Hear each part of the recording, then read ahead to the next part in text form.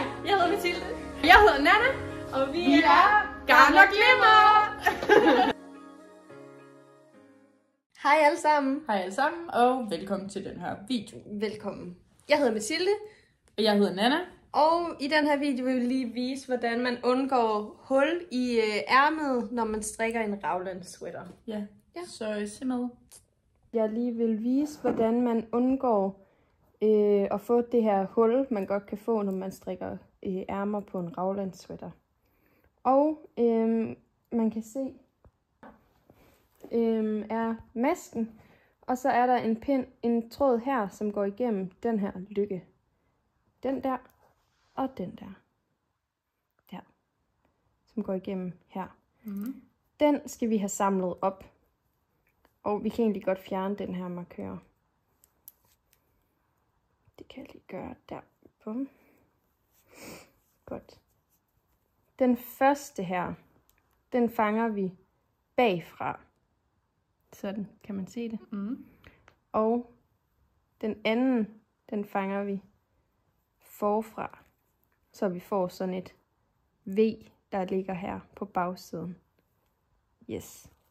Så skal vi have samlet vores masker op herhen af. Og det gør jeg bare lige.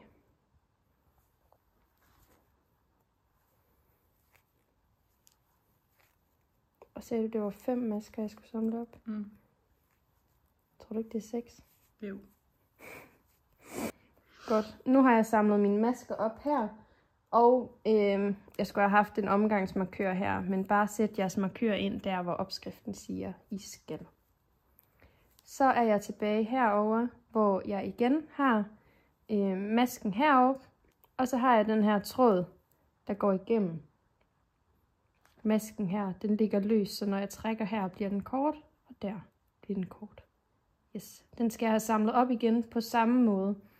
Så jeg samler op bagfra i den første, og forfra i den næste. Så jeg igen har det her V. Ja. Nu skal jeg bare strikke en runde til omgangsstart. Og det tænker jeg bare, at vi spoler hurtigt henover. Og det kan godt være, at det bliver lidt stramt her, men det er altså meningen, fordi vi har samlet de her masker op. Og hvis det ikke bliver mega stramt, så er det også helt okay. Nu strikker jeg tilbage til der, hvor vi samlede de første masker op. Ja. Okay, nu er jeg kommet til de sidste par masker her, inden vi har taget op her. Og man kunne jo eventuelt, hvis man ikke var sikker på, at man kunne se det her, have sat en markør inden. Ja. Og nu er vi kommet hertil. Og så inden, vi skal ligesom have strikket de her 2 sammen, og de her 2 masker sammen, sådan at vi er tilbage på det rigtige antal masker. Fordi det her er jo 2 ekstra masker, vi har samlet op. Og vi starter med at tage den her ret løst af, og så sætter vi den tilbage. Nu skal de her 2 masker strikkes streget ret sammen. Og altså, nogen kan godt lide at tage den her om bagfra og ind, og det synes jeg er besværligt. Så jeg tager den egentlig bare her forfra og drejer pinden om bagpå. Kunne man se det? Ind her foran, så jeg har begge på, og så drejer jeg dem om bagved. Og så strikker jeg ret. Bum. Og så de her 2 skal bare strikkes streget. De skal overhovedet ikke strikkes streget ret sammen. De her 2 skal strikkes ret sammen. Sådan der. Og den her, den er lidt løs, men det er fordi det er den maske, vi har startet med at samle op med. Den strammer man bare til. Og nu kan man se, nu er hullet lukket her. Det er nemmere at se, når vi lige har strikket et par omgange mere.